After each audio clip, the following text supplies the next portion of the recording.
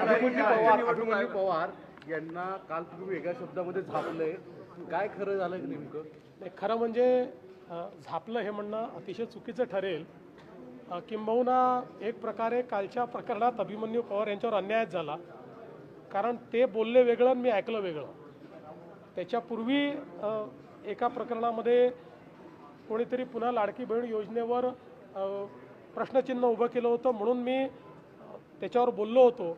आणि अभिमन्यू पवार असं म्हणाले की लाडक्या बहिणींची पोरं ही अवैध दारूकडे जात आहेत. माझ्या ऐकण्यात काही वेगळं आलं आणि म्हणून मी त्या ठिकाणी म्हटलं की लाडक्या बहिणींवर तुम्ही आक्षेप घेऊ नका. त्यांनी लाडक्या बहिणींवर आक्षेप घेतला नव्हता, पण दुर्दैवाने ते मी म्हटल्यामुळे सगळ्या चॅनलनी चालवलं, अभिमन्यू पवारला झापलं. मी त्यांना बिलकुल झापलेलं नाही. माझा गैरसमज झाला होता. त्यांनी योग्य मुद्दा मांडला होता आणि विशेषतः महिलांच्या करता अवैध दारू हा एक महत्त्वाचा मुद्दा आहे.